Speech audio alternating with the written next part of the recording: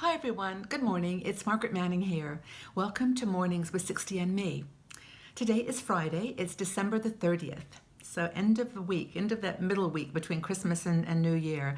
And perhaps you're looking forward now to a party tomorrow night, New Year's Eve celebration, or you're planning, like me, to spend it at home and, maybe watch a bit of television that looks back on the year and all the amazing things that have happened.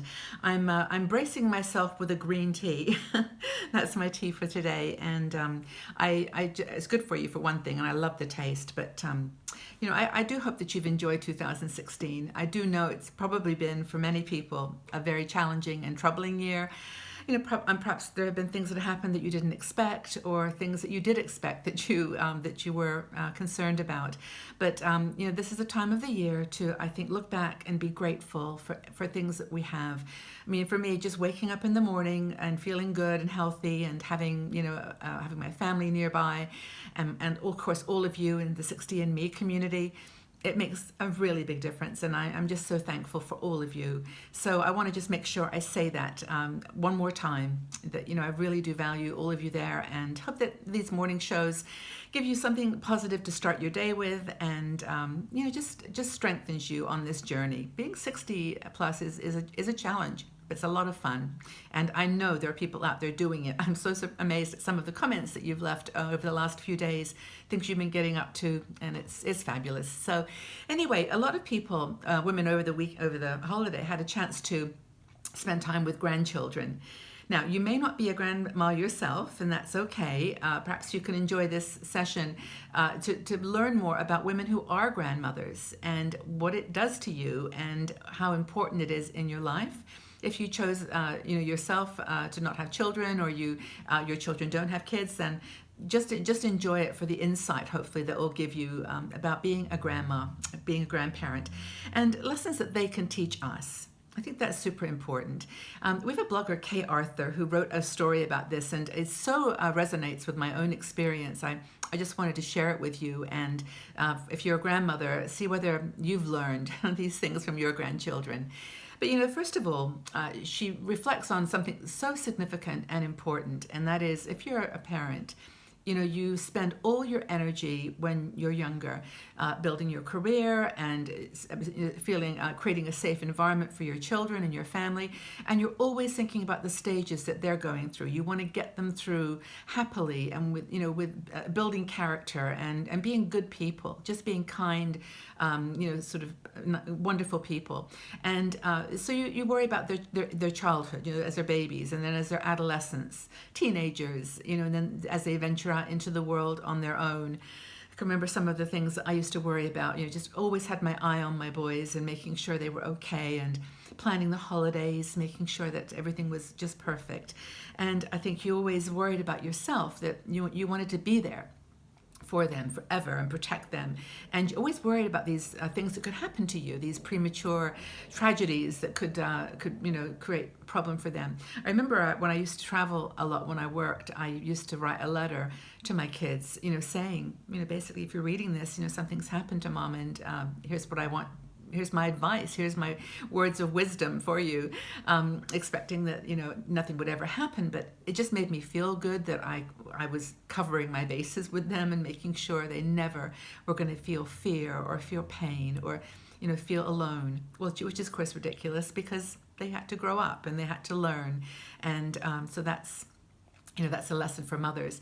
But I think that, you're always there looking out for them, and, trying all the time to be a good parent. And then, they turn a corner. They get married, or they find a partner that they love very much, and they just really want to, take the generation to the next level. So they have children of their own. And that is the miracle, that happens. You suddenly realize you've done it, you've done an okay job. Yep, it wasn't perfect.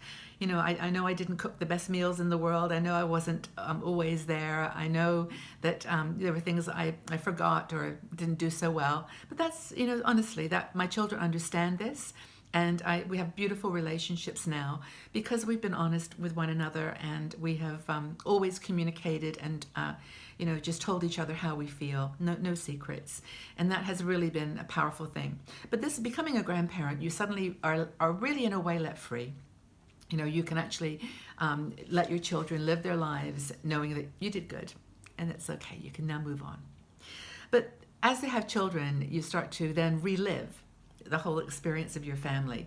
And the first thing that Kay talks about is the fact that the personality of your grandchildren shines through generations. And I'm not just talking about the color of eyes or whether they've got my nose or your ears or whatever. It's about the way they do things. And I think grandchildren surprise us all the time. Sometimes they come up with things that I don't even remember saying, but they said, did you, some experience. They remember, they've got good little memories, and they really do help you to pull the generations through by their will, their personality, their little character traits. The second thing is it gives you a desire to be a youthful grandmother. I'm a Baba. My name is Baba Margaret. And, it gives me motivation to exercise, to stay healthy. I want to be around for these children's children. I want to be there for them. And in a way, it's not the same kind of very heavy seriousness that I had with my own children, but it's more of I just want to be here. This is so much fun, and search for ways inwardly that make that possible. And it's all down to you. We control it. The next thing is to have an appreciation of family heritage. Now, I lost my grandparents when I was quite young. In fact, only one was there when I was 3 or 4, and she died at the age of 4. So I really did not have any memory of my grandparents. And but now it's wonderful to start traditions. Start doing things that can carry on in our lives. Now, of course, I don't live near my grandson, so I have to use technology, and he'll remember that. That's his way of life anyway. That's the world they live in. So I think that keeping the communication going, doing things on the holidays that, I remember the times, not like in a silly nostalgic way, but just fun things you did, and keep them going, keep those traditions going. If you've got any that you did this year, let us know. I'm always interested in how families keep that glue, keep it together. Another thing is to be motivated to create photo albums and videos. To actually, pictures obviously can say 1,000 words, and if you put them in a book, they can actually tell. They're a great conversation piece. Settle down with a cup of tea and grandchildren on your knee and tell them the stories. This was when we went to Greece. This is when we visited that really great museum and this amazing picture, and you can tell them the stories. This is when I had my hair cut and didn't it look silly? Or when I got a perm and it really looked stupid. It doesn't matter what it is. Make them laugh. Share in who you are. And show them the pictures of their dad and mom when they were kids. Your dad used to love to be outside. He used to love skating, or he was a really big fan of, this chess or whatever he loved to do. Tell them what maybe your own children won't share. All the secrets that only you know.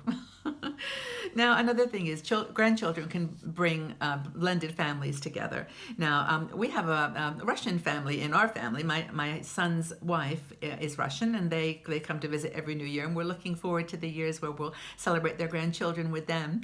And my son in Scotland, his grandson is actually from a Scottish family, so I consider them another country too. But they do bring blended families from different cultures, different religions, different lifestyles together. That's the beauty. That's the beauty of our little kids, our little grandkids. And by the way, if it's not a grandkid, there's children for sure that bring people together. A lady in our community sent me an email yesterday, Elise, and she was telling me that she had been feeling kind of trapped in her little self for a long time. And I don't know if she had grandchildren, but I think she maybe didn't. But she went out into the town, and this little boy came up to her and just made her smile. He gave her a compliment and gave her a hug and a kiss, and she said it just about made her fall apart. It was just so sweet. And children can do this. They sense you. They sense if you're a kind person. They just want to be in your arms hugging you, and they just love kindness. So that's it. So anyway, the final one that Kay talks about in her article is the value of open communication. And this is where take action. You don't wait for them to call you. You call. Okay, they're not there, or they're busy, or the little one doesn't want to talk. Doesn't matter. Just keep trying. and just keep trying and trying. As they get older, they want to talk more and things change. Always remember that you're the grandparent, not the parent. And don't question the way that your son and his wife, or wife and husband, are raising their kids. Just let them do their own thing. Give advice. Tell them what you did in that situation, but say, hey, it's up to you, and let it be. And remember to respect their parenting. So that's what she says are her rewards as a grandmother, and the rewards for being a grandparent, and how it's almost kind of a gold star for your own parenting skills, that your children have their own family. And of course there's going to be situations too, and my heart goes out to those families that aren't able to have children. And that's challenging too. It's always hard when I do these talks to cover everybody and everyone that might be listening. And I can see the tears, and I can feel the heartbreak of some people who have lost children, or have, don't have grandchildren and wanted them. It's just life, boy. It really is sometimes very contradictory. But anyway, I'd like to close with some words of wisdom from Jack. Jack is my grandson, and he has come up with some words of wisdom that I just wanted to share, because honestly, there were times in my life when just a little word from Jack made me feel good. So when he was very little, he would I don't know whether I must have said it, the ooh la la, like, ooh la la, Baba. And it was like, ooh la la, look at that. And it was like, yes, look at that. And that was one of the greatest gifts. They turn your attention from you, and they go, look at this. This is cool. And you go, ooh la la, that's amazing. So my ooh la la. Then he said, have a go, Baba. He said, I'm going to take the bicycle wheels off my bike, and I'm just going to have a go. That was the second one. I love that. Use that for years. And then the last trip I made just a few months ago, he came up with this little phrase of, give it a whirl. Just give it a whirl, Grandma, Baba. Give it a whirl, Baba. And it was like, again, have a go. Jack is one of those people, his mom always says that he's a warrior, not a worrier. And he is a little warrior. He is up to do stuff and invent and create and have fun with his little life. And he's curious about the world, and that's wonderful. And the final thing he said, we were playing a game about kind of give you 3 scenarios, and then you have to choose, and they're all awful, like swimming with sharks, or living on a desert island, and forever, for a million years. And so I gave him some choices, and he said, well, I would choose to live on the desert island. I said, wow. I said, that's kind of a challenging choice. Why did you choose it? He goes, well, you can always take a teddy with you. And I thought, oh my goodness, Jack, yeah, you could always take a teddy with you. And that teddy is your friends, it's your teddy, it's your people that you love, that you respect, you care about. Always take your teddy with you. So I've got my teddy. I've got my 60&me teddy. And I'm holding you close, all of you. Now we're coming up to the end of the week and end of the year. I hope you've got something fun planned for tomorrow, for the last day of the year. And I'll be back here tomorrow to share with you some of my thoughts about how I'm going to approach the New Year celebration. And I just look forward to seeing you all back here tomorrow on Mornings with 60&me. Take care, everybody. Bye-bye.